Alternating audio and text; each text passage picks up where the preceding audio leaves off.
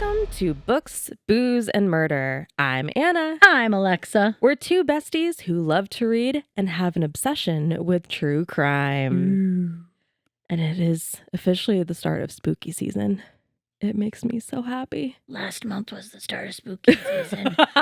Once you see pumpkin come out in the coffee, it's the beginning. True. Very That's true. my own brain. Touche. Touche. I was going to say, didn't you already say you've had a pumpkin coffee? Yeah. Okay, that's what I thought. Yeah, true. Like you told me this like back in July. Well, we're officially in the burr months. So. Yes, we are. We've almost hit the point of burr. Well, it's September. Well, I understand that. You're talking temperature-wise. I am talking temperature-wise because it's iffy. It's iffy. It goes back and forth. It can't decide whether it's going to be the hot Indian summers or oh my God. freezing rain. Yeah. True. Start of school. Yeah. That chaos again. Uh-huh. I love my job. I love my job. I love my job. I love my job. I don't know how teachers do it, but kudos to you and kudos to all the teachers out there because that is not an easy job by any means. You're like, I love the children. I love the children. I love my children. I love my children. I love my children. All right. Well, last month we had mentioned this month's book, and I got really excited. But what you got for us as far as drinks go? So this drink, in honor of both of these books being nighttime-esque cover read books, this is the Midnight Bellini. Ooh. So we have some blackberry liqueur, some champagne, and some fresh blackberries. I like it. In one of our very nice dark goblet-type glasses that you bought for us last year. Oh my gosh. Holy crap. We're almost nearing on one we did. I did the Halloween boxes. Whoa. Whoa, time. Time doesn't exist. No, it doesn't. It's kind of wild that we're there. Holy shit. Yeah. But yay. Well, this is creative. I like it. Good job. I cannot take credit for it. I found it on Pinterest because Pinterest is wonderful. I mean, that's kind of part of it is experimenting and channeling what other people have done. You know, when I have time and I have the motivation to be like, oh, yeah, I should probably think of a drink. I don't have the brain power to think of one. I'm going to go Google one. I mean, I'd do the same thing. Yeah. I'm not that creative to make up my own drink. Which you've been on a roll this year for that. I've been okay. Yeah, you've been on a pretty good roll. I've been okay. Thank you. I've been okay. Proud of you. Thanks. All right. Well, we are going over to one of my favorite authors this month. I know you love her. I'm so excited you chose this. So what do we got? What do we got this month? Well, so my version of the book is called Undone. Your version is called Night Tales. Yeah. But Nora Roberts. This is Night Shield and Night Moves. Night Moves. I was getting there. So we'll start with Night Shield in the correct order that they're supposed to go in. Part 1, Night Shield.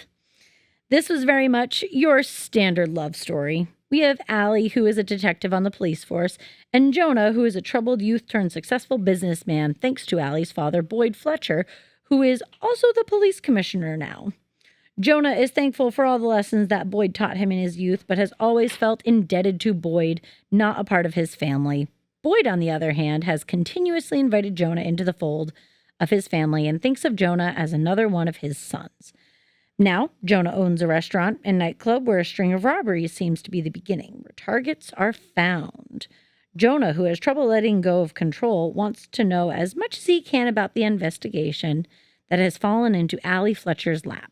And the headquarters for the undercover operation is at Jonah's club, Blackhawks. So, Allie is our lead detective. Jonah is the nightclub owner. He can't let go of control. Blah, blah, blah, blah, blah. Allie goes undercover as a waitress to try to find the potential victims and find the mole on the inside of the club that is making copies of customers' keys while they eat and enjoy their evening. Meanwhile, Allie is also dealing with her own ex that is bringing chaos into her life by stalking her after she broke up with him and not liking no for an answer.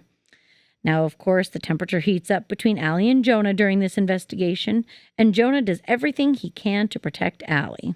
Allie does end up stopping a robbery in progress, but the couple that are caught in the act end up dead because they split up and decided to start firing at police officers. Well, the one of them dies. The other one ends up in the hospital and kind of sells out the other one.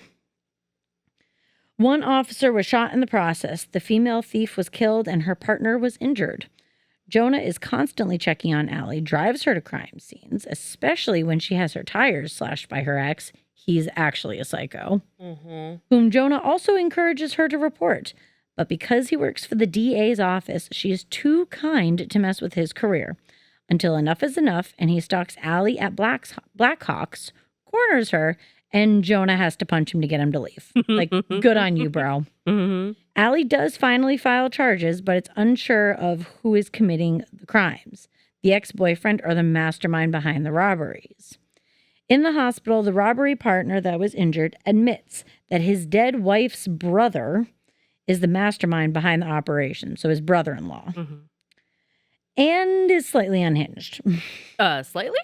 The mastermind was also dating one of the waitresses at Blackhawk's, which is how the whole operation works. The waitress steals the key, makes the imprint, puts the key back, and warns the group when the couple is leaving to grab what they can and evacuate. We end up finding the waitress after the last failed robbery dead on the side of the road, thanks to the psycho mastermind, and then they are on the hunt for the mastermind. In the midst, Allie somehow cons Jonah into going to her parents' house for Sunday barbecue and family time, which he is not happy about at first, but ends up having a great time, realizes that he is madly in love with Allie, and we find out that Allie is madly in love with him as well. Like, duh. But they end up having a realization about the case that the mastermind must be hiding in a place that is special to him and his sister. They, of course, find him, arrest him, and proclaim their love for each other.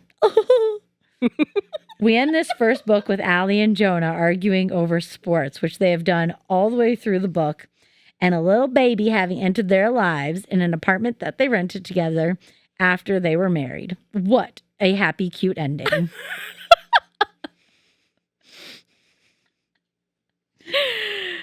This is part of why I love talking books with you. Because the way you describe some of this stuff. I mean, some days. Now, to be fair. Yes.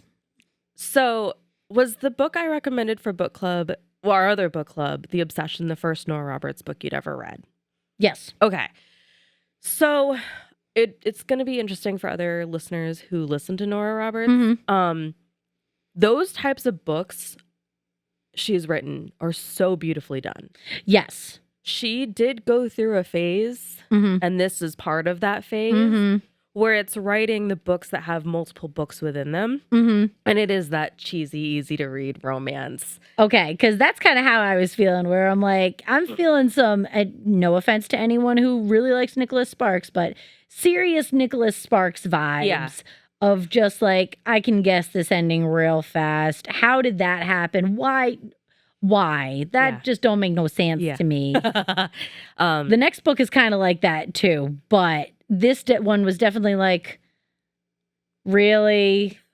Okay, fine. I mean, this book in particular with Jonah and Allie has always stood out to me because I think I was in middle school when I read this, and I was like, that's the romance I want. Oh my gosh, I love this so much. But it was really interesting and nostalgic to read it again as an adult and be like, oh. Oh. But at the same time, I loved it because I always felt like Allie was a badass. And I like Allie. Yeah. And knowing that she had all of that support. But like, I think what's also important to remember is I think this was the third book in a series, or like the second one or whatever. Because it's Allie's parents, Celia and Boyd. Yep. Their story is featured in another book. Oh, that's fun. And then if I remember correctly, people at the barbecue, like another couple there, they were featured for another story. Oh, okay. So this is the tail ending of all of that. Okay. So I just want to put that out there. Like, I don't want you to like stop reading Nora Roberts. I will send you all the thrillers. No, I'm not going to stop reading Nora Roberts. I just like the more realistic romances instead of just the super cheesy romances. Yeah. Because I'm just like, I know that's not real. My only problem with it all. Yeah. Well, that's why I really wanted to point that out. That is kind of the phase of where this book is from. Because there's a ton of them. Makes sense. Like, makes sense. Again, middle school, high school is reading through all of them. Because I was like, oh, these are fun romantic ones. And now, as an adult, I'm like, oh. But I did buy earlier this year Hidden Nature by Nora Roberts, which just came out. And if it's good, I'll send it your way. Awesome. But I did forget 100% about the storyline with the theft and the madman and the murder of Jan. Like, I totally blanked it out of my brain. Yeah. I was like, what? Wait, this all happened? Actually? Yeah. Really? Yeah. Yeah, that was interesting. And it's interesting. In this next book, it took a while to kind of like get the case going of like, wait, the back of the book says it's about this, and you get almost halfway through this story until you actually get to the point where it's well, yeah. I mean, I know you'll go into the description, but I quickly remembered of why this one didn't stand out to me. Yeah, I have a lot of opinions. Share them when we go along. Share them. I need them in my life. Everyone's got opinions are like assholes. Everyone's got them, and most of them are full of shit. We're going to go with it. All right, Night Moves. Next book in this book. Maggie Fitzgerald is a renowned songwriter that moves across the country to small town USA. She is determined to have a quiet existence and be mostly independent while still making her music. Being the daughter of a famous singer and producer, she has always lived in LA, always been under the microscope and scrutiny, especially after the death of her parents and her husband of 6 years' death by suicide. In her new small town, she is not expecting to remain anonymous, just hermit-like and left to her own devices. Her agent, Mr. Worrisome, makes several attempts to get Maggie to come back to LA, including a dog, a really big deal on performing one of her new songs, and just being all around worrisome. Maggie will not budge and is determined to restore the house she bought to a former glory. She bought the house from Joyce Agee, I don't know, the sheriff's wife, and the daughter of the former owner, William Morgan. Joyce seemed ready to be rid of it. Luella, Joyce's mother, can't seem to let go of all the memories that this place held, and Sheriff Stan Agee, we hear, is less than pleased that Joyce sold it while he was out of town. Luella is an interesting older lady who seems to be on the verge of a mental breakdown by always showing up at the old Morgan place unannounced and speaking in fragmented thoughts, and seemingly aloof. Maggie does not mind and is always kind to Luella whenever she comes to visit. Joyce is concerned, obviously, but Maggie does not seem to mind. Now, Maggie is determined to restore the inside of the house herself by redoing the floors, renting a sander, painting, and so forth, but hires an outside company to do the outside landscaping. Of course, in Morganville, that's literally what this town is called, the best guy is usually the one with the biggest attitude. That would be Cliff Delaney. Cliff is brusque, brutish, and immediately does not like Maggie because he has a preconceived notion that Maggie is going to change the bones, structure, and the whole feel of the property. He assumes that she is going to try to Hollywoodize it. In reality, she wants to keep the small town country charm just as much as he does. Even finding this out does not soften him up. He is still standoffish and slightly rude, but what man in a romance novel doesn't come off as rude and brutish to begin with, and then the lovely lady softens him up? As the days drag on with the landscaping work, Maggie works inside on the house, writes her music for the next movie, is constantly dealing with Cliff interrupting her, and cannot sleep in due to construction starting at 7 a.m. And Cliff keeps walking into her house unannounced because she refuses to lock her doors way out in the boonies on an old dirt road. Fair. I can't say that I blame her, but of course, all of this forced contact makes the heat rise between them and turns into passion.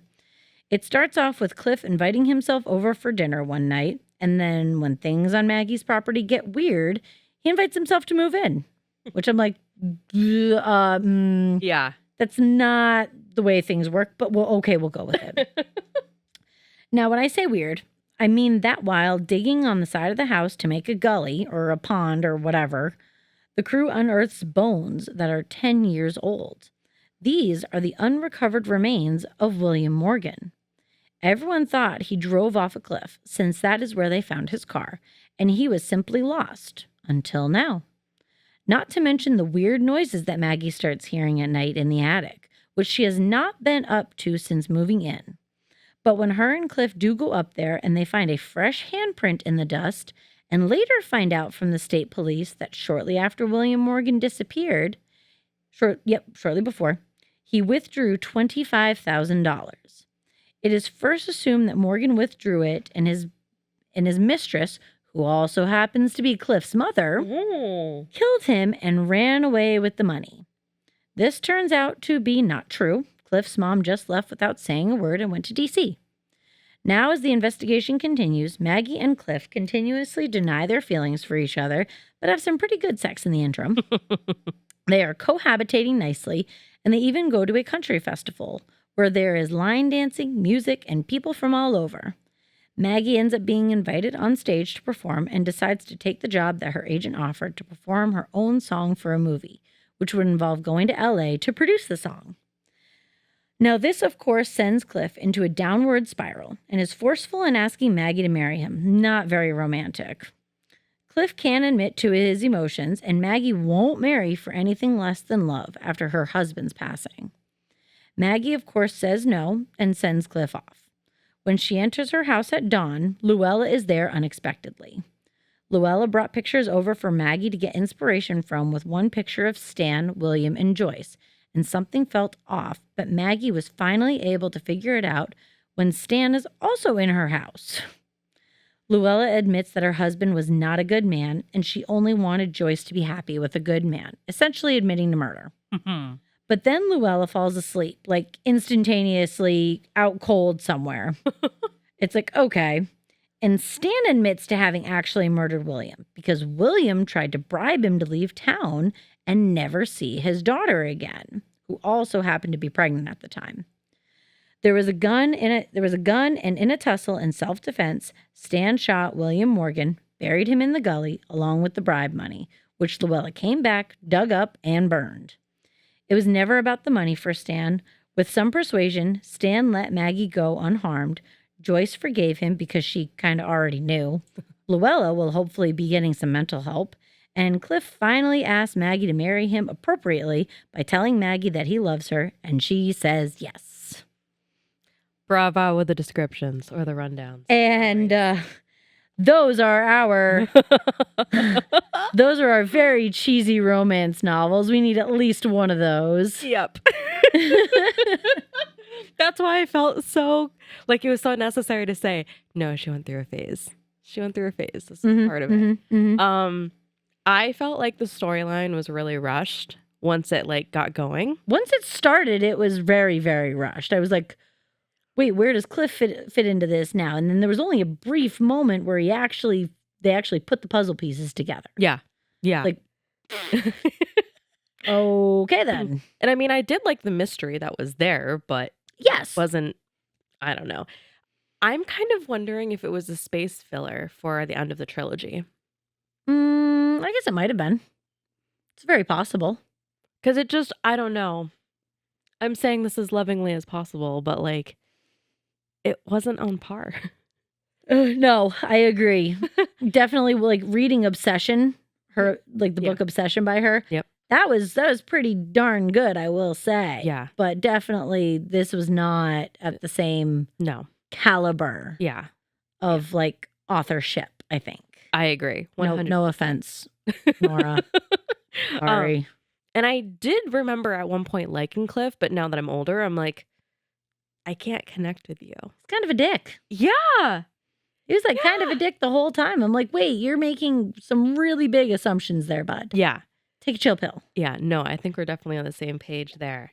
And I honestly thought that there would be a moment where she'd tell him her life story, like in detail, all of that, and that never happened. No, she never talked about, hey, listen, my husband went and offed himself in this very similar manner because he could not accept the fact that my career was taking off and his was tanking.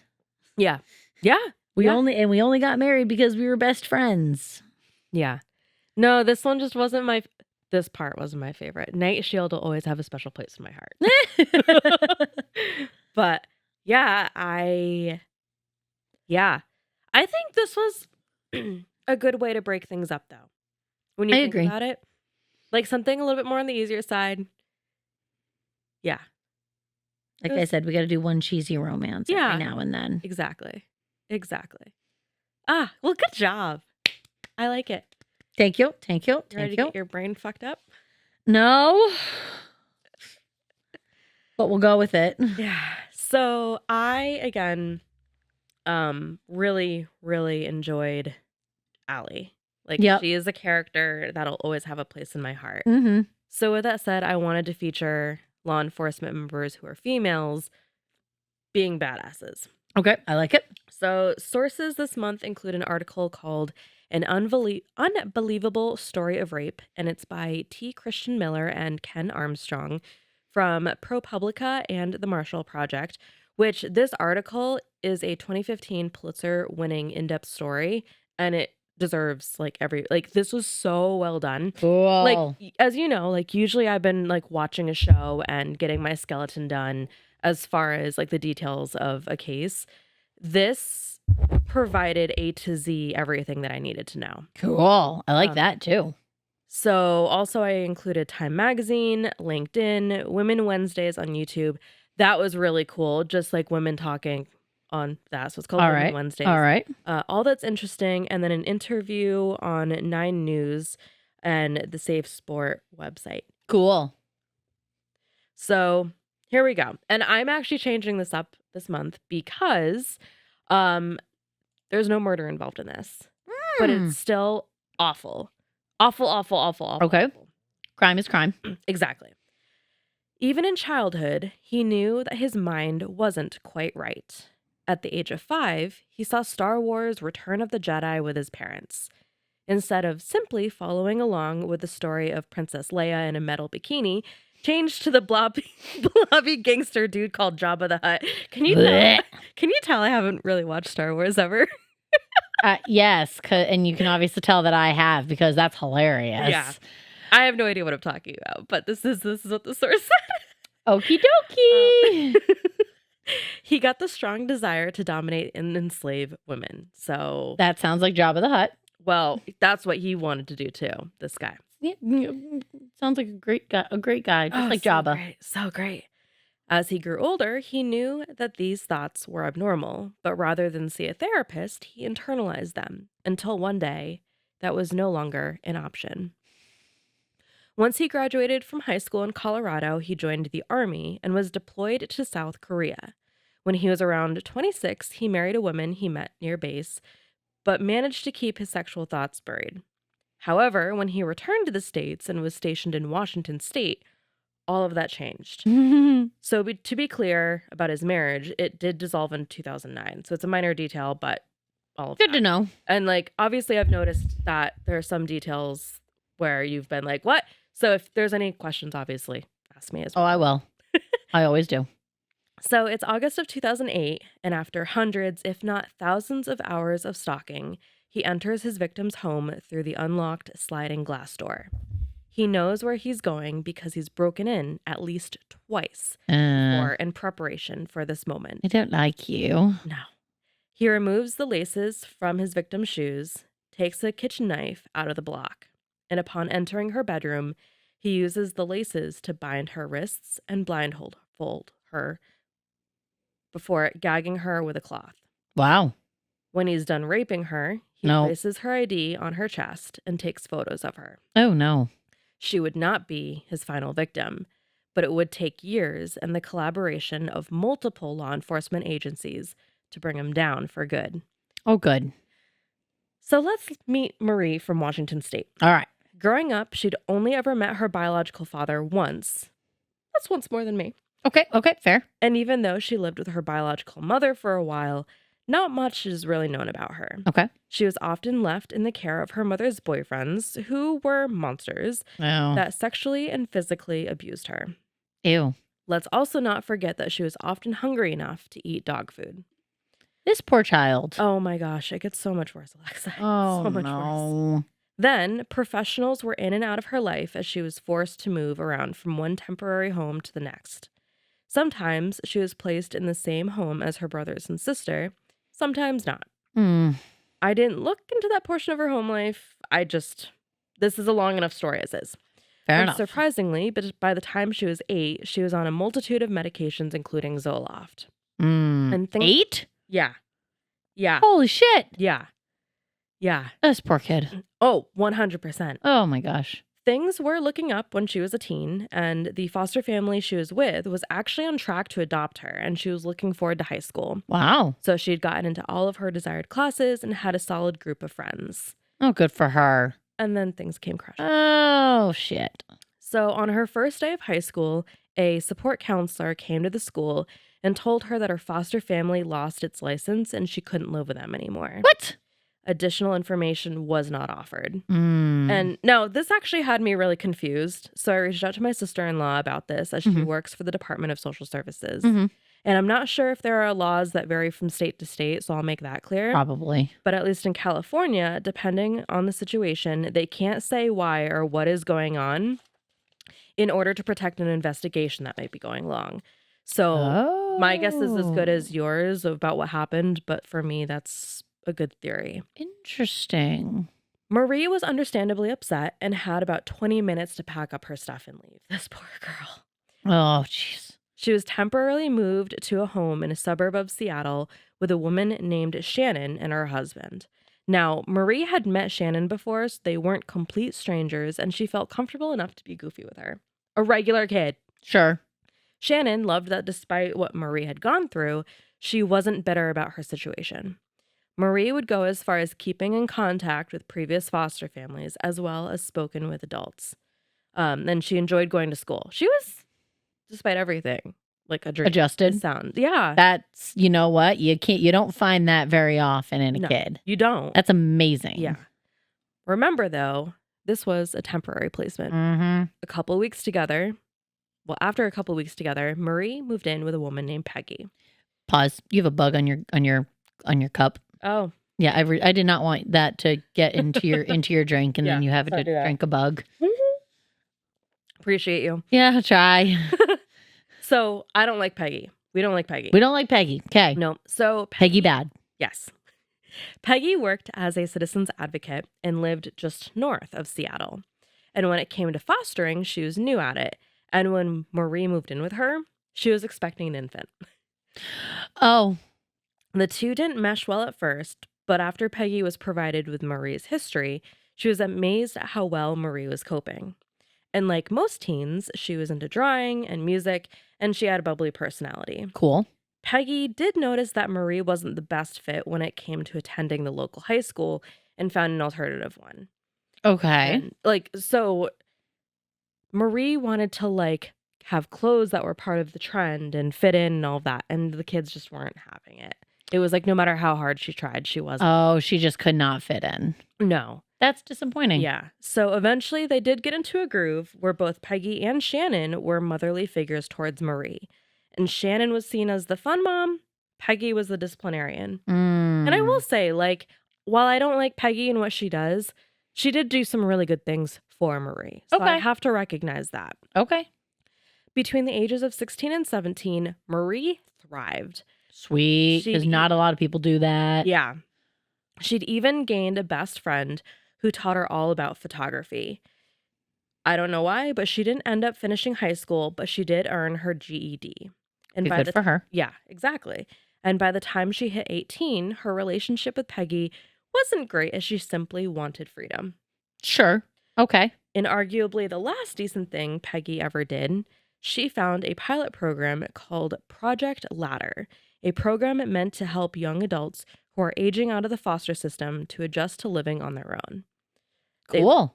They'd learn, so they teach the kids how to shop for groceries, how to handle a credit card, buy insurance, and even provided housing with a 1-bedroom apartment.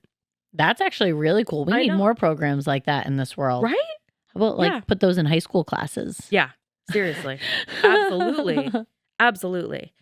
As you'd expect, Marie moved in and landed a job at Costco handing out free samples.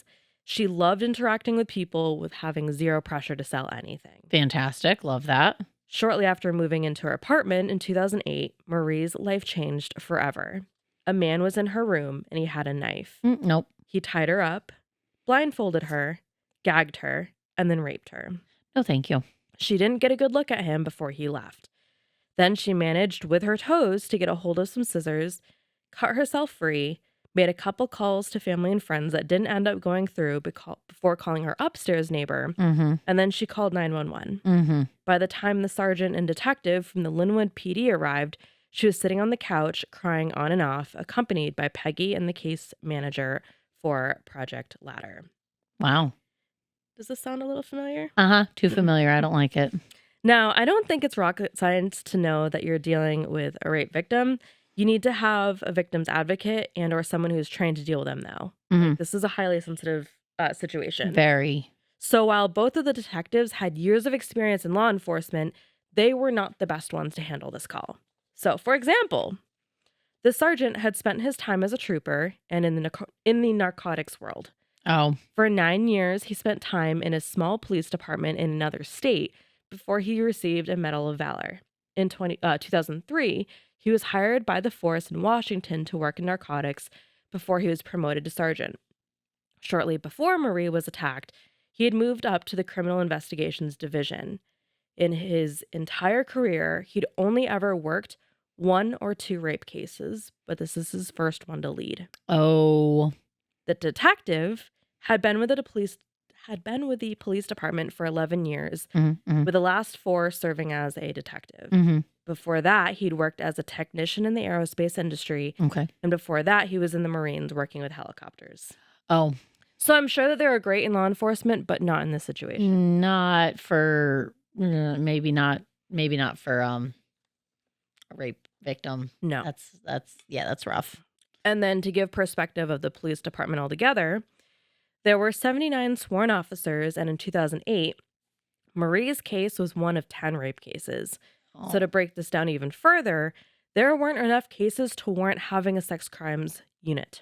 However, by this time, sex crime specialists had protocols that recognized the challenges and sensitivity in investigating these cases, and they were available to all police departments, detailing common missteps. These include don't assume how the victim should act. They won't necessarily show physical signs of injury. Some victims will confuse details and even recant their stories. I have no doubt. Yeah. And don't ever interrogate a victim or threaten a polygraph. So, yeah. So as the investigation began, it was discovered that Marie's sliding glass door was unlocked and slightly ajar. It led to a back porch with a wooden railing, and on that railing, dirt was found. The attacker must have brushed it when climbing over to leave. On the bed, the shoestring was found tied to a pair of underwear used as a blindfold or gag. Like, they couldn't figure that out, but that's how it was. Got it. Both of those laces were from her black sneakers in the living room. Also on the bed was her wallet, but her learner's permit was on the bedroom windowsill. Next to her bed was a small knife, which Marie had used, which Marie said was used during her attack, and her purse was found on the bedroom floor. She believed that a condom had been used, but that would never be found. As is standard in these cases, she went to the hospital with Peggy and a case manager to undergo an examination. Throughout that, she was alert and oriented, and bruising was found on both of her wrists. So after getting back, Marie called Shannon to tell her what happened. Because Marie didn't sound hysterical or upset, Shannon found herself not believing the story. Oh. Yeah. That didn't change when she saw Marie in person, and Marie wouldn't make eye contact, but appeared, quote unquote, normal. I don't know what normal is supposed to look like in this situation. I was going to say, I'm sorry, but this is a foster kid who's jumped around and has overcome some pretty scary shit is what it sounds like. Yeah. And we're going to go with normal. Yeah. After she was apparently raped. Yeah. Yep. Great. Not only was Shannon doubting Marie, but Peggy was too. Of course they were. On the day that the rape took place, Marie called Peggy, and because she was crying and talking in a small voice, Peggy thought Marie sounded drama-filled, therefore unbelievable and desperate for attention. Oh. To make matters worse, when Peggy arrived at the apartment, before the detectives arrived, Marie was on the floor crying, and she started telling Peggy everything. And this part just got me. I had to include this. Mm-hmm. Because Peggy is a Law & Order fan, Mm-hmm. she got a weird feeling that this was an act. Oh. Okay. Okay, Peggy. This is why I said I don't like Peggy. It gets worse. I guess not. Then the two foster moms talked, and even though Marie had no history with lying, they both wondered if she was making all of this up. I'm sorry, but what? This child has no history of lying. If we were a compulsive liar, which we know those, I definitely know a couple of those. I knew a 5-year-old that was a compulsive liar. It's like, that's a different story, but no. Just no. Yeah, it's awful. Then comes August 12th, the day after the attack. Mm-hmm.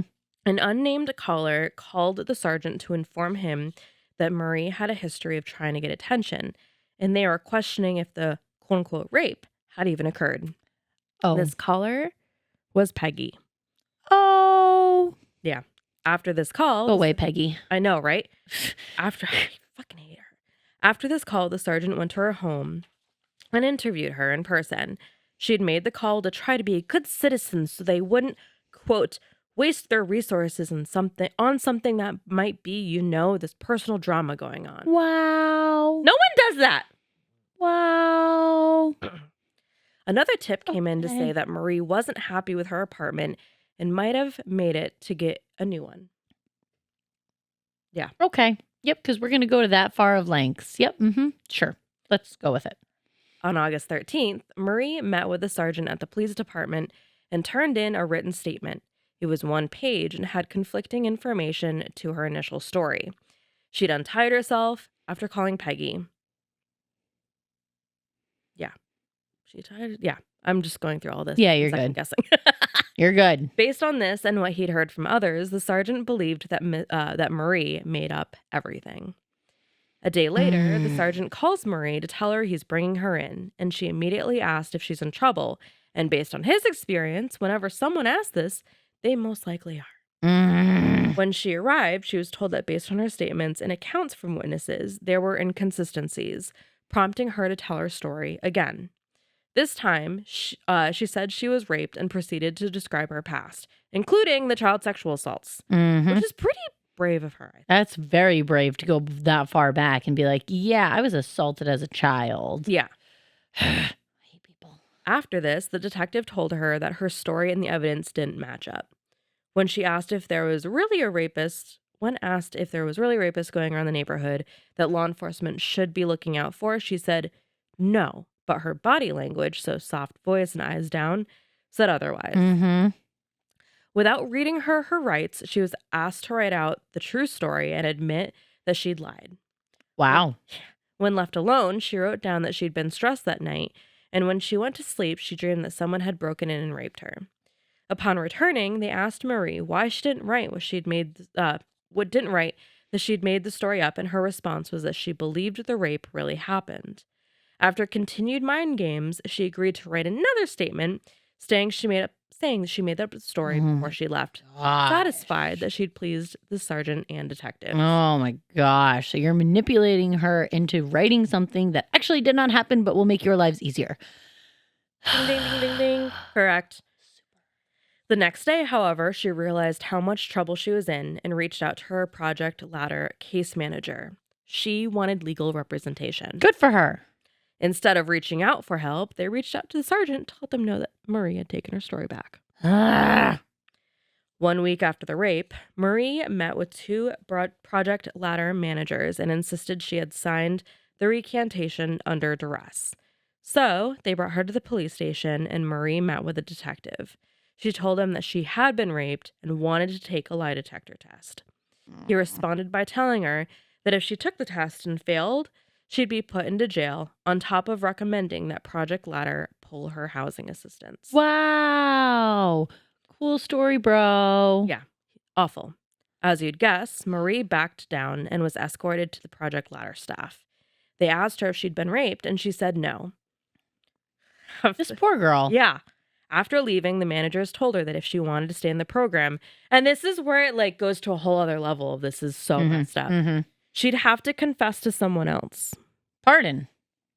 So, later that day, there was a gathering of Marie's peers with everyone gathered around in a little circle. Marie, as directed, told everyone that she'd lied about being raped and that no one had to worry. Only one other person expressed sympathy. Everyone else sat there awkwardly. That's as unprofessional as it gets, I think. That's messed up. I don't like that. I don't like that a lot. I don't like that at all. Not even a little bit. No. By the end of the month, a letter arrived in the mail. She was wanted in court. She had been charged with false reporting, punishable by up to a year in jail. What? Fortunately, she did not serve jail time, but she was put on probation and forced to pay a $500 fine. No. By this point, Marie had quit her job and was doing what she could to keep housing. On top of this, the local papers had started writing articles about her saying that her rape report was a hoax. The friend that taught her photography had created a website saying that she was a liar.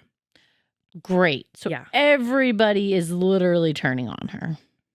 It had a picture from her MySpace page, the police reports, and her full name. Wow. Which I should mention, Marie is her middle name. And that's what's consistent, trying to keep a certain level of anonymity up. Okay. So, full name is a huge blow to all of that. The icing on the cake was Shannon cutting off some of her ties with Marie. So before all this happened, Marie would actually spend time with Shannon and her husband when she needed to escape. And out of fear for their family, Shannon and her husband decided she could no longer do that. That's so sad.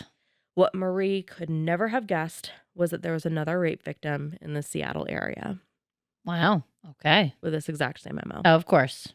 Less than 2 months after Marie was charged with false reporting, a 63-year-old had been woken up, held by knife point, tied with her own shoelaces, and raped. Wow. Her attacker had worn gloves, took pictures, and threatened to post them online. She'd tell the police that for the previous 2 to 3 months, she felt as though someone had been following her. When Shannon saw this on TV, she was in shock. Her dad had been a chief of police. She grew up around officers. She trusted them. That's when she immediately called the Kirkland police and told them about Marie's story. She then encouraged Marie to call them, but as you would expect for Marie's case, she didn't. It's disappointing. She did, however, look up the story and started crying. I get it. Yep. A Kirkland detective did actually call Shannon back and then called the Linwood PD, but they told the detective that Marie was not a victim and the story was made up. And this happened twice. Super. At the time, the detective thought they knew the details. She didn't, and trusted him. She was shocked that Marie had even been charged.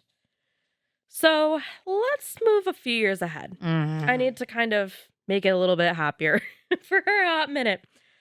Stacy Galbraith, originally from Texas, was a bit all over the place when it came to the start of her career. She went to college and jumped from major to major before criminal justice was suggested. And at first she went along just to try it out before she realized she was in love. In the end, she earned a bachelor's in criminal justice with a minor in psychology. Human behavior is something she'd always been interested in, and being able to represent other people is something she gravitated towards. Good for her. Edna Hendershot always knew that she had to work in law enforcement. There wasn't anyone in her family already involved in the field, and she'd started as a cadet before She worked in records and then as a dispatcher and then finally went to become an officer in Westminster. It's January 5th, 2011 in Golden, Colorado. And Detective Stacy Galbraith from the city of Golden PD is called to investigate a report of rape. Upon approaching the 26-year-old victim, Stacy suggests that they go to a nearby unmarked patrol car so they can get out of the wind. Good choice. The woman was a college student on winter break and had been alone. After making dinner, she fell asleep to some comfort TV before she was woken up at 8 a.m. to a man who had jumped on her back and pinned her to the bed. Oh, no thank you. He had a black mask on and was gripping a gun. He told her that if she screamed, he'd shoot her. He proceeded to tie her hands behind her back before pulling from a large black bag a pair of thigh-high stockings, clear plastic high heels with pink ribbons, lube, a box of moist towels, and bottled water. For 4.5 hours, he sexually assaulted her over and over, all while documenting it on a digital camera. That's awful. He threatened that if she called the police, he'd post the pictures online. When he was done, he told her to brush her teeth and take a shower. When she came out, he was gone, along with her bedding. This smart cookie did note one detail that would be key in this case. He had a dark mark on his left calf that was the size of an egg. Ooh. So Stacy heard her out and got to work. This guy clearly knew what he was doing. Still in the car, Stacy pulled out long cotton swabs and started to collect any DNA traces that might still be present before driving the woman to the hospital. The woman underwent a forensic examination, and the nurse was on the same exact page as Stacy. This man had done this before. When Stacy got back to the crime scene, the crew was hard at work looking for evidence. In the snow, footprints leading to and from the back of the apartment through a field were found. They were then spray painted with fluorescent orange to help them stand out. I never thought of that. Had you? No. Like, I don't know. It's genius. I mean, I guess how else are you going to do it? But I never makes sense, though. When Stacy got home, she started thinking about the details. Quote, a lot of times people say, believe your victim, but I don't think that's the right standpoint. I think it's listen to your victim and then corroborate or refute based on how things go. End quote. Fortunately for Stacy, an at-home professional opinion was at her disposal. Her husband, who's also a cop with another department, was home and she filled him in. Okay, I like that. It was a good thing that she thought that she did because he thought it sounded familiar. Ooh. His response was, we have one just like that. And initially she didn't believe him, but he insisted that his department had 1 to 2 cases with a similar MO. The next day, Stacy sent an email to her husband's police department with a subject line, sex assault similars? On the other end of that email was Detective Edna Hendershot. Upon reading Stacy's story, she immediately thought of a case from that past August. She'd responded to an apartment where a 59-year-old woman had been asleep in her home. A man jumped on her back wearing a black ski mask. He then tied her hands, stole her pink Sony CyberShot camera, and used it to take pictures of her. When he was done, he made her take a shower, set a kitchen timer, and said she couldn't get out until it went off. He left her with, and this is so creepy, I guess you won't leave your windows open in the future. No, thank you. No, thank you. No, thank you. Edna also remembered another case from October of 2009 in Aurora, where a 65-year-old woman told the police that she'd been raped in her apartment by a man with a black scarf wrapped around his face. Just like with the others, he tied her hands with a ribbon, took pictures, and threatened to post them online. When this happened, a yellow teddy bear had been knocked off a desk in her bedroom. Don't forget this. Okay, yellow teddy bear. It's important to note a detail that may sound obvious to us, but didn't happen in Washington State. As Stacy puts it, each victim is different in the way they recount their story. When you think about it, a lot, not all, people don't even feel comfortable talking about their last consensual sexual experience. True. So to talk to someone who had just gotten assaulted, it's important to hear them out and come at it from different angles. What made this case different was that the attacker was a complete stranger. Typical cases came in where a suspect could be identified as someone that the victim knows. The women knew that they had to put their heads together, so Stacy, Edna, and a male detective gathered in Edna's station and compared investigations. I'm like, yes, collaboration. All right, we're doing something good here. They were also able to isolate key details that were unique to each case. It didn't take long before the women started to bond. Stacy was younger and exuded energy, therefore moved pretty quickly. Cool, like Edna had more experience under her belt and had worked more than 100 rape cases. She was also careful, diligent, and exacting, therefore the perfect yin-yang scenario. Mm-hmm. Fortunately, Golden Police was able to get surveillance footage from Stacy's crime scene, and a fellow detective who was on restricted duty due to an injury sat through more than 12 hours of footage. Wow. He counted 261 vehicles and people coming and going on the night of the attack alone. Then, in the pre-dawn hours, a white Mazda pickup appeared 10 times. Oh. Unfortunately, the license plate was unreadable and locating the owner was unsuccessful. Shit. It wasn't smooth sailing going forward, but in January, they decided that they needed to broaden their scope. Edna asked one of her department crime analysts to scour nearby agencies for similar crimes. I want to be a crime analyst someday. They just look for all the little details and have so many resources. I'm like, that's super cool. Oh, I don't have the patience for that. I am not a detail-oriented person. I could not do that. That's all right. You're the math person. I'm not. I'm the number person. So there was one in Lakewood and then another suburb in Denver. And it happened about a month before Edna's case. It initially had been mislabeled as a burglary, but after the analyst read it over, it seemed more like a failed rape attempt, committed by someone whose physical description matched their guy. Oh, shit.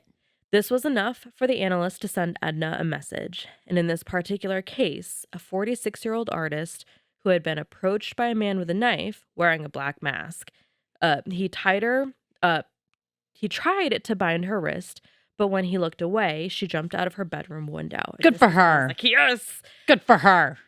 This did result in 3 broken ribs and a punctured lung. Yeah, it sucks. But she'd also taken a 7-foot fall to the ground and she was alive. So small battles to be thankful for.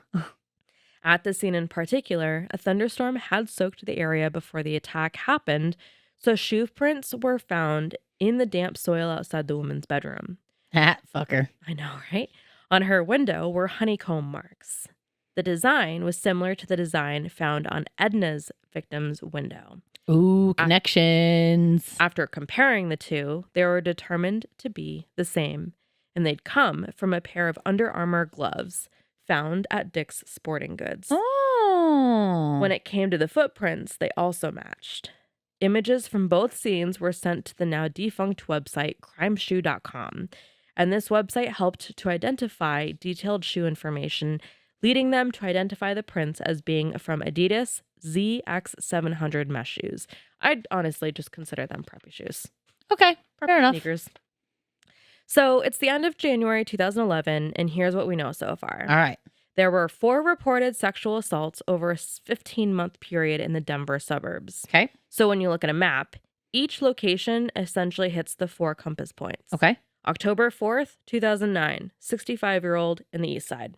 Mm-hmm. 9 months later, to the west, is the artist. Mm-hmm. 1 month later, in the north, the 59-year-old widow. Yep. And then in January of 2011, the 26-year-old in the southwest. Okay. This is when Stacy and Edna turned to DNA to identify the serial rapist. Technicians had swabbed window panes, doorknobs, toilet handles, you name it. They were doing a thorough job. All right. Unfortunately, he knew what he was doing. He'd used wet wipes to clean his ejaculate, ordered the women to shower, and took their bedding. However, he wasn't perfect. Nope, none of them are. 3 samples were recovered. One from the case of the 59-year-old widow. So that was in the north part. Yep. One from the 26-year-old. In the southwest. And the third was from the teddy bear that had gotten knocked over. The DNA was tested, but unfortunately had mixed results. Shit. It was able to provide a paternal family line, but it wasn't enough to identify a single individual. Therefore, the results couldn't be entered into the FBI's nationwide database. Fortunately, on February 9th, 2011, a whole bunch of cops and agents from the FBI and Colorado Bureau of Investigations gathered. As the meeting was coming to an end, one of the crime analysts spoke up. She'd conducted a search for any reports of suspicious vehicles or prowlers within a quarter mile of the Lakewood victim's home from the previous 6 months. A result came up that she wanted to share. 3 weeks before the attempted rape of the artist, a woman had called the police one evening to report a suspicious pickup truck. It was parked on the street with a man inside. By the time the police got there, he was gone, but a brief report on the vehicle was filed, which you'd hope is the case. This truck was a 1993 white Mazda pickup. Oh! This time, the analyst was able to locate the owner, and it was a Mark O'Leary. So, needless to say, detectives got to work. With one resource, you can search a license plate number, and the database will search tag numbers by the time and location. They were in luck, as a picture of O'Leary by his truck in the driveway of his home had been captured 2 hours after the August attack on the widow. Ooh. Stacy was able to get these images and compared what she had. She found that the truck had a broken passenger side mirror, and O'Leary's truck was in the same condition. Oh. They both had ball hitches on the back and smudges in the same place, so it's maybe a bumper sticker that had been removed. Sure. Soon a driver's license photo was retrieved. So O'Leary was 6'1", 32 years old, and closely matched the descriptions provided by the rape victims. You might be caught, motherfucker. Over the next 24 hours, every aspect of him was being dug up. He had no criminal record, but he had served in the army. When Stacy got home, her and her husband started searching for any references of O'Leary.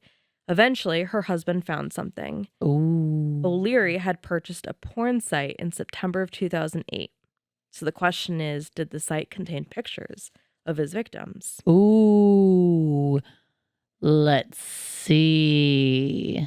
I don't think there was much to it, to be honest. I didn't find much. Ah, That was just shit. But knowing that the initially retrieved DNA wouldn't quite do the job they were looking for, the FBI agents were on a mission. So on the morning of Friday, February 11th, they were surveilling O'Leary's home when they saw a woman and a man who looked like our guy leaving. They followed the couple to a nearby restaurant, and when they were done, swiped their drinking cups. Unfortunately, this wasn't the O'Leary they were looking for. It was Mark's brother. So it was a bit of a surprise when another FBI agent knocked on the door to ensure no one was there so he could install a surveillance camera, only to have the door opened by Mark. Awkward. Oh. Awkward. The agent acted quickly and told Mark that they were canvassing the neighborhood to warn everyone of a burglar in the area. Ooh. The man introduced himself as Mark and told the agent that his brother and his girlfriend had left for lunch, but he would share the information before he closed the door. Alrighty. So up until now, no one knew that the brothers lived together or that they looked so much alike. So they decided to run the brothers' DNA and that DNA against the crimes. Sure. Usually this kind of thing takes months, but in this case, by 2 p.m. the next day, the results were in. Cool. The DNA from the cup matched the DNA from the victims. So which family member committed the crimes? Right. Now we're actually asking a bigger question. Yep. Stacy looked at the facts and obviously ruled out the brother's dad. He was too old and lived out of state. She then assembled a search warrant to enter the brother's home and called the on-duty judge. And he insisted on getting it via fax, and by 10 p.m. that same day, it was signed. Cool. Like, that's not in person, but whatever. Whatever. So it's February 13th, 2011, and Stacy knocked on O'Leary's door at 8:15 a.m. with a search warrant in hand. Every agency that had been involved including the FBI, the Criminal Bureau of Investigations, the Aurora PD, and Westminster, so Edna's police department, were there to help take this guy down. Mark came to the glass front door before he stepped outside and received a standard pat-down. He was wearing a gray hoodie, baggy gray sweatpants, and slippers. So Stacy patted him down, and by the time she reached his leg, raised his pant leg. and on his left calf was a dark birthmark the size of a large chicken egg. Ooh. So while she externally kept her cool and composure. Initially, she was like, "Yes, this guy is not going to hurt anyone else." Your serial rapist had been found.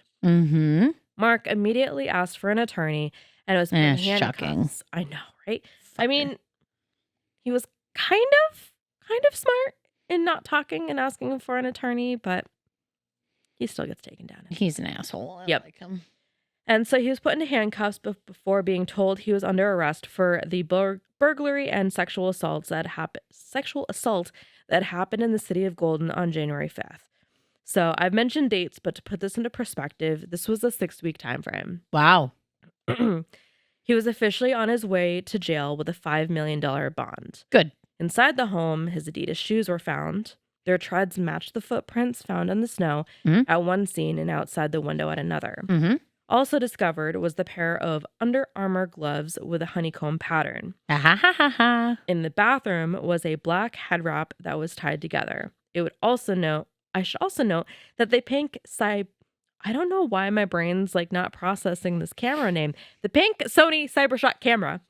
It's I know, right? I gotta do I don't know what it's called, my exercise. Red leather, yellow leather, red leather, yellow leather, red leather, yellow leather, red. A pistol, a large backpack with wet wipes and lube had all been found as well. Oh, you got caught, motherfucker. And the grossest thing that was inside was inside a piece of stereo equipment in Mark's closet. They found a collection of women's underwear. I don't like that. His trophies. That's yucky. So that night after the arrest, Edna nearly hounded the woman she'd been working on to figure out where she was. She'd then paid a visit to the 59-year-old in the back corner of a Denny's. And this, like, when I was doing this research, I definitely shed a tear. The woman had gone through a lot in that past year. On top of being sexually assaulted, she'd just lost her husband to cancer and had no family nearby, and she was working through all the trauma alone. That sucks. When Edna approached the woman, she was happy to see her, and Edna said, "It's over. It's over. We have him." And then they both proceeded to cry. I love that. When Stacy informed her victim of the rest about Mark, things weren't quite the same. Stacy was more emotional than the victim, but again, the importance of recognizing that everyone is different in these cases that comes to mind. By the time March came around, forensic computer specialists had gotten to O'Leary's hard drive and found a folder called Girls. In it were the pictures he'd taken of his victims in Colorado. One stood out because she was not a Colorado victim. It was of a younger girl, maybe a teenager, and she was clearly terrified as she was bound and gagged on a bed. As Stacy looked through the images, she saw a learner's permit was on the girl's chest. Oh. It was Marie from Linwood, Washington. Finally, she's getting redemption. Let's make it right. And I know that in the beginning, I described Marie's attack not once but twice, but let's get O'Leary's perspective. On that morning, 30-year-old Mark had arrived in the pre-dawn hours to wait outside her apartment. He listened to her while she was on the phone, waited for her to fall asleep. Trees provided him with a perfect cover, and the sliding glass doors were easy to pick, and more often than not, were unlocked. He had had a lot of experience with breaking into women's homes, as he had been doing it since he was 8. Oh. Like, what? Oh, so you have a lot of trauma. You have a lot of issues there, bud. Should probably go get that looked at. Yeah. But actually following through with this plan was the hard part. There was one time when a guy walked in as Mark. So this is kind of going into his history a little bit. So a guy walked in as Mark stood outside the bedroom door of a potential victim.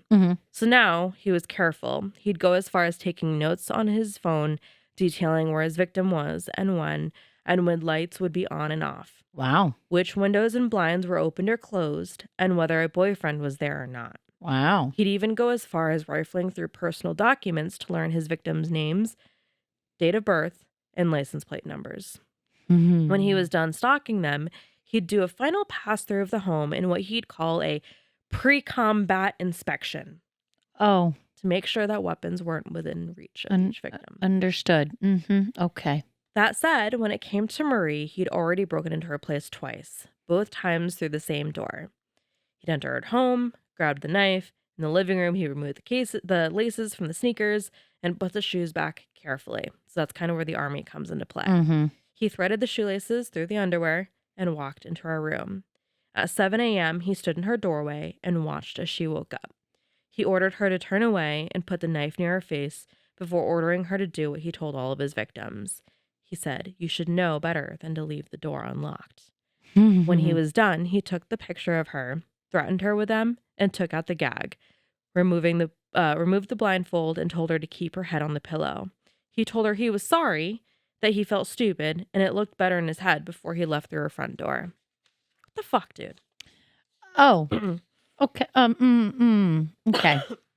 So in December of 2011, Mark pleaded guilty to 28 counts of rape. Wow. And associated felonies in Colorado.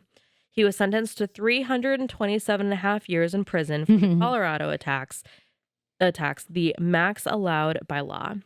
Within a few days of his sentencing, he was interviewed for 4.5 hours by a male FBI agent.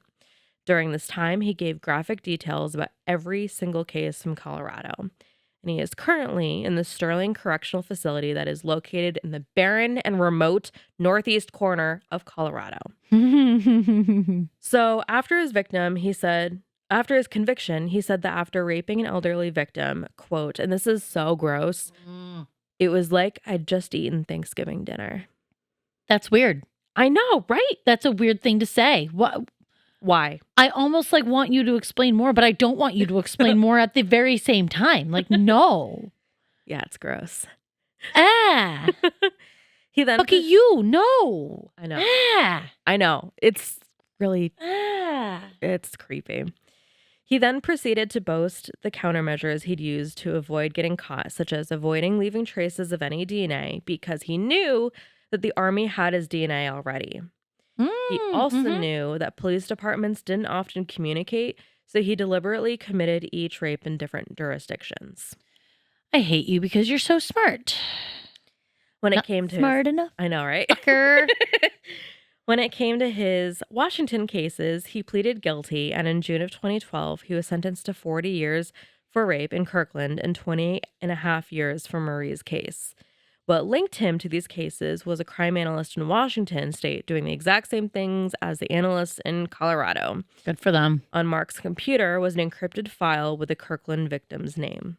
After Mark was connected to Marie's case, the police chief of the Linwood PD requested an outside review of how his department handled her case. A sex crime supervisor from the sheriff's office wrote that what happened was nothing short of the victim being coerced into admitting that she lied about the rape. Then came the internal review, which obviously showed that the sergeant's judgment was swayed by Peggy's call, and the detective's interview was designed to elicit a confession of false reporting. Of course, no one in the department was disciplined. No, why would they be? However, there are members in the department who have expressed their remorse. The sergeant was put back in the narcotics unit and in charge of the task force. He would, however, admit, it wasn't her job to try to convince me. In hindsight, it was my job to get to the bottom of it, and I didn't. Glad you understand. Exactly. The detective left the PD before Mark's arrest and has not spoken to the press. He did, however, agree to meet Marie when she made an appointment with the department and apologized for what he'd done. Coward. Okay. Coward. He met with her. He apologized. I'll give him a little bit of leeway there. Yeah. I mean, she did think it was genuine, but I'm just like, come on. No. 2 years after Marie was dragged through the dirt, the Linwood PD found her and told her that her rapist had been arrested in Colorado. They handed her an envelope with information on counseling, told her that her record was cleared, and gave her $500 to refund the court fees. Marie did sue the city and ended up settling for $150,000 before she left the state, became a long-haul truck driver, got married, and had 2 kids. Good for her. However, to this day, she doesn't regret reporting the rape because she wanted to be honest and help the police. Quote, so nobody else would get hurt. They'd be out there searching for this person who had done this to me. As for Shannon and Peggy, They both apologized to Marie, and Peggy wishes she'd never shared her doubts with the police department. Good. Glad we're on that same page, too. A year after Mark was convicted, Stacy was awarded Officer of the Year and honored for helping to crack the case. In 2016, she joined the Colorado Bureau of Investigations as an agent/investigator, and then in June of 2019 became an investigator for the Jefferson County District Attorney's Office. And she has considered writing a book about this case someday. She just needs the time. I was about to say, I can imagine not having enough time. Yeah. Edna remained with the city of Westminster until 2023, when she took a job as the deputy chief of police for the city of Avarda. And earlier this year, so 2025, she joined the U.S. Center for Safe Sport as the director of investigations. So just to put it quickly, that is a nonprofit that connects sports with knowledge and awareness to prevent, recognize, and respond to abuse. So the two still go around once or twice a year if they get a request to law enforcement conferences and present case studies so that they can reinforce the time, patience, and commitment required to solve crimes. This isn't something officers don't already know from their training, rather it's reinforcing it. And while I'm highlighting these two badass women, I do want to echo what they've said in just about every interview I read and watched them participate in. Mm-hmm. Taking down Mark O'Leary wasn't something the two of them did alone.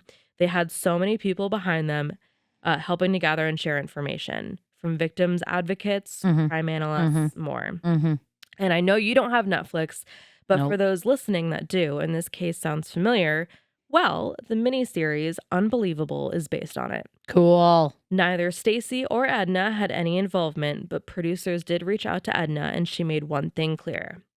Tell the story so none of the victims could be identified. I like that. I know. I like that a lot. Both women have formed relationships with the victims, and their priority has always been to protect them. They were a little worried that law enforcement wouldn't be portrayed in a favorable light, but they've been happy with how it all came out. As far as financial compensation, they got nothing. They're not shocked that the story gained traction ever since the article I listed at the top was published. It's like, yeah, it was bound to happen. And I do want to end on a somewhat loosely transcribed quote that Edna gave during a live stream interview. And I only took out filler words, so I just want to make that very clear. And this hit me hard and maybe will affect others too. Okay. People that have a traumatic experience, and that can be the extreme for a sexual assault, or that could be something like a car accident. Different traumatic events affect people differently, and how they respond to that is not necessarily going to fit into the box of what you, the listener, would expect, you, the juror, would expect, or the investigator would expect. So you have to walk into these situations understanding that, and understanding that our minds are incredible computers, but they're not going to put everything in order necessarily, or linear fashion, or even in sometimes an understandable way that the person can relate to you. So it's important for us community members, friends, law enforcement to recognize that how somebody responds in that situation, in that chaotic event, doesn't necessarily have any connection with whether or not they're telling the truth. They're just trying to get it out. I like that. And that was the behemoth story of these two badass investigators. I like them. Whew. I like them. I Thanks could be for friends with hanging them. I know. I They're could be friends amazing. with them. They're good people. They are very good people. Marie, I think we got to add Marie into that badassery too. Yes, Marie 100%. Because holy smokes, the amount of shit she overcame already, I was like, whoa. Like sexually assaulted at 8, and then hopping foster home to foster home, almost getting adopted, getting denied there, moving again, finding her way in high school, getting raped. It's like she did the whole thing, and then she still is. She got a job, and she's a mom, and she's married. Yeah. Like, you can't say that for everyone. So, like, good on all these women. Well done. Yeah. And out of respect, I really haven't tried to do further digging into where Marie is today. She's been through enough. She's been through enough. Yeah, absolutely. I think I agree with that. So things might have changed since then. Not my business. But yes, you are right. Marie does need to get added to that list. Well done. Thank you. I'm ready for a nap. I'm ready to go to bed now. Bed sounds good too. But before we go to bed, before we sign off, we will touch on our next book. This is A Discovery of Witches by Deborah Harkness. It is book 1 of the All Souls trilogy. So, something on my arm. I think it's a hair. Yeah, it's just a hair. All right. A richly inventive novel about a centuries-old vampire, a spellbound witch, and a mysterious manuscript that draws them together. This is, by the way, Goodreads summary because I, for whatever reason, could not find my book before I came over here. I feel like I lent it to someone I don't remember. Oh, no. It happens. Deep in the stacks of Oxford's Bodleian Library, young scholar Diana Bishop unwittingly calls up a bewitched alchemical manuscript in the course of her research. Descended from an old and distinguished line of witches, Diana wants nothing to do with sorcery. So after a furtive glance and a few notes, she banishes the book to the stacks. But her discovery sets a fantastical underworld stirring, and a horde of demons, witches, and vampires soon descends upon the library. Diana has stumbled upon a coveted treasure lost for centuries, and she is the only creature who can break its spell. Debut novelist Deborah Harkness has created a mesmerizing and addictive read, equal parts history and magic, romance and suspense. Diana is a bold heroine who meets her equal in vampire geneticist Matthew Claremont and gradually warms up to him as their alliance deepens into an intimacy that violates age-old taboos. Ooh. This smart, sophisticated story harks back to the novels of Anne Rice, but is as contemporary and sensual as the Twilight series, with an extra serving of historical realism. I actually think I have to agree with that. Like, not a huge Twilight fan in me. Used to be, way back when, high school is. Yes, yep. But I can see it. I can totally see it. We'll have to see. Well, that'll be October. All right. Where can everyone find us? We can be found on YouTube and Spotify at Books, Booze, Murder. You can find us on the gram at Books, Booze, Murder and on TikTok at Books, Booze, Murder Pod. And until next time, bye-bye. Toodles.